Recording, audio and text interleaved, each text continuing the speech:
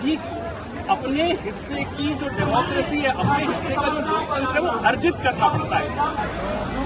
महान समाजसेवी, शिक्षाविद सोनम वांगचुक जी, अभिजीत दीपके जी और तमाम सभी साथियों का, वो 25 साथी जो उधर भी अनशन पर बैठे हुए पिछले 18-19 दिनों से, सबके हौसले को सर झुका के नमन करता हूं, अभिनंदन करता हूं। और मैं ज्यादा लंबी बात नहीं करूंगा, सिर्फ इतना कहना चाहता हूं, दिनकर जी की लाइन है, समर शेष है नहीं पाप का भागी केवल व्यर्थ, जो तटस्थ है समय लिखेगा उनका भी अपराध। इसलिए जो घरों में बैठे हैं, निकल कर आओ, जंतर मंतर पे पहुंचो और सोनम वांगचुक की आवाज में आवाज मिलाकर भारत की सरकार को, नरेंद्र मोदी को झुकने के लिए मजबूर आपको करना है। आपको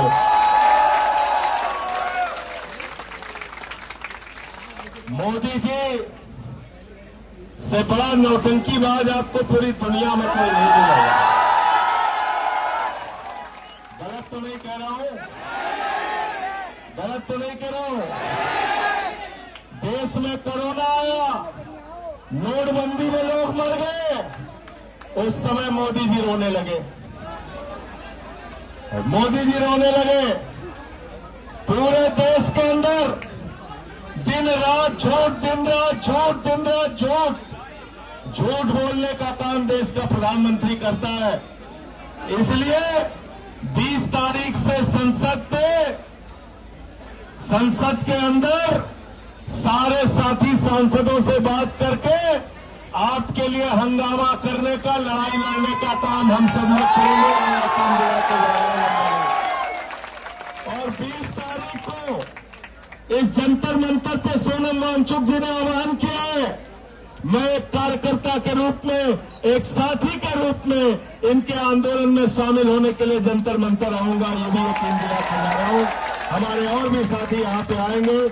आदरणीय अरविंद केजरीवाल जी ने भरोसा दिलाया है, इस आंदोलन को हर तरीके से अपना समर्थन हम लोग देंगे। और दूसरे भी राजनीतिक दलों से मैं कहना चाहता हूं, आइए, जय आंदोलन से कहना चाहता हूं, आइए इस आंदोलन को अपना समर्थन दीजिए, क्योंकि सोनम वांगचुक कोई अपनी लड़ाई नहीं लड़ रहे हैं, देश के करोड़ों नौजवानों की लड़ाई लड़ रहे हैं, हिंदुस्तान के भविष्य की लड़ाई लड़ रहे हैं, आने वाले कल की लड़ाई लड़ रहे हैं। बहुत बहुत शुक्रिया, बहुत बहुत धन्यवाद।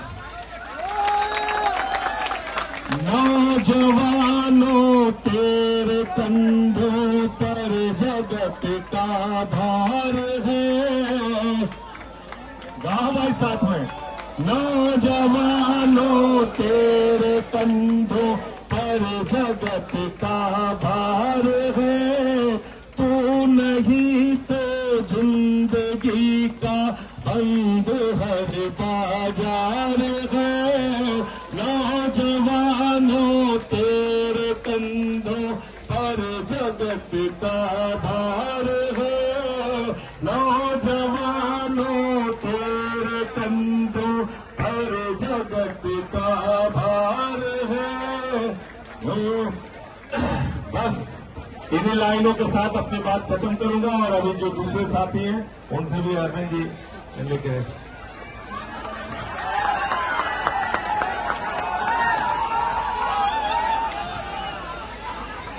खड़ा होता है, तो वो आप सबके लिए खड़ा होता है।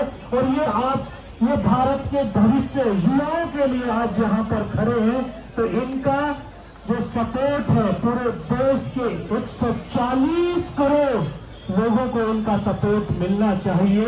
और ये हम सबकी ताकत और हम सबका सहयोग इस आंदोलन को जरूर सफल बनाएगा। और मैं माननीय प्रधानमंत्री जी श्री नरेंद्र मोदी जी से आह्वान करता हूं कि आप शिक्षा मंत्री धर्मेंद्र प्रधान का इस्तीफा ले लीजिए, क्योंकि जब तक शिक्षा मंत्री इस्तीफा नहीं देंगे तब तक ये युवा, यहीं पर डटे रहेंगे, खड़े रहेंगे और लड़ते रहेंगे। युवाओं में वो शक्ति, वो सामर्थ्य, वो ताकत है कि वो परिवर्तन करने की क्षमता रखते हैं। आप में वो क्षमताएं हैं, वो क्षमताओं का हमें प्रदर्शन वो दिखाना भी है। आज मैं अभिजीत जी और आपकी पूरी टीम, सोनम वांचू जी, मैं आप सबको नमन करता हूं, वंदन करता हूं। बहुत दिन से आपसे मिलने की तमन्ना थी, लेकिन आज मेरा सौभाग्य मिला कि मैं आपसे मिल पाया हूं। कई बार कालगिर गया हूं, लेने गया हूं, लेकिन मिल नहीं पाया आपसे। ऐसी पुण्य आत्माओं से मिलना बहुत सौभाग्य की बात है। तो धर्मेंद्र प्रधान जी, आज शुभ दिन भी है। आज शुभ दिन पर, क्योंकि आज रथ यात्रा भी है, और रथ यात्रा के दिन अगर आप इस्तीफा दोगे तो धरती पर कुछ दिन चैन से रह भी पाओगे। भगवान जगन्नाथ आपको माफ भी कर दें। अगर आपने इस्तीफा नहीं दिया तो भगवान भी आपको माफ करने वाले नहीं है, क्योंकि इन युवाओं से राष्ट्र बनता है, युवाओं से राष्ट्र बनता है। इन कागज की कहते हैं ना कि कागज खींची लकीरों से ये राष्ट्र नहीं है, राष्ट्र इस युवाओं से, और युवा इस राष्ट्र की ताकत है। इस ताकत को समझ लो, नहीं तो ये फिर आपको कहां फेंकेंगे कुछ पता भी नहीं चलेगा। तो मैं फिर आप सबका आग्रह करता हूं, और जो 20 तारीख का कॉल जो सोनम वांचुक जी ने दिया है, यह लाखों नहीं करोड़ों की संख्या में भारत का युवा पहुंचे और भारत की सरकार को अपनी ताकत का एहसास दिलाए। युवाओं ने तो आजादी दिलाई थी ना।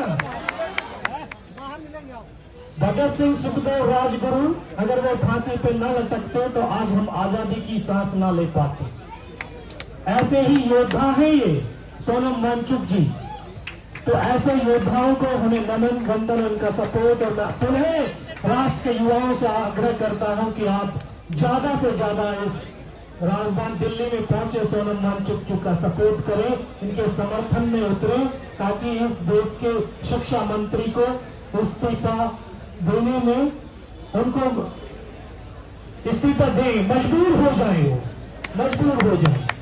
Thank you so much. जय हिंद, जय भारत, बहुत बहुत धन्यवाद। ये जो संघर्ष करने वाले लोग हैं, ये कोई बेचारे लोग नहीं है, ये देश का युवा है। ये यहाँ पर भीख मांगने नहीं करता, ये अपना हक मांगने करता है। और यही वो जगह होती है, तो युवा जो है वो सिर्फ विद्यार्थी नहीं है ना, वो देश का नागरिक भी है। और जो देश का नागरिक है उसे नागरिकता सीखनी पड़ेगी। अब हमारे स्कूल कॉलेजों में तो नागरिकता सिखा नहीं रहे हैं ना, सिविक्स के नाम पर जो पढ़ाई हो रही है वो तो नागरिकता की पढ़ाई नहीं है।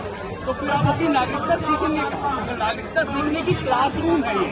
यहाँ जो लोग आ रहे हैं, नारा लगा रहे हैं, सरकार से अकाउंटेबिलिटी मांग रहे हैं, कॉन्स्टिट्यूशन के बारे में बात कर रहे हैं, अपने हक अधिकारों की बात कर रहे हैं, तो ये जो जगह है, ये जगह है सीखने की। और हर दौर में हर पीढ़ी को अपने हिस्से की जो डेमोक्रेसी है, अपने हिस्से का जो लोकतंत्र है, वो अर्जित करना पड़ता है। डेमोक्रेसी फ्री में नहीं मिलती है ना। एक बड़ी पीढ़ी थी हमारे पूर्वजों की, जिन्होंने लड़ के, मर के, गोली खा के, फांसी चढ़ करके एक लार्जर फॉर्म में डेमोक्रेसी हमें दे दी। तो वो तो चले गए, हमारे पोते हमें देखे, लेकिन उसके बाद भी हर जो पीढ़ी आएगी, उस पीढ़ी को अपने हिस्से का लोकतंत्र अर्जित करना पड़ेगा, फ्री में नहीं मिलेगा। तो हर पीढ़ी को वो मौका मिलता है। इस पीढ़ी का मौका ये है, इस पीढ़ी ने यहाँ मैदान बनाया है, और हर पीढ़ी को अपने साथ के जो भी साथी हैं, जो भी युवा हैं, उनके साथ मिलकर के लोकतंत्र को अर्जित करना पड़ेगा।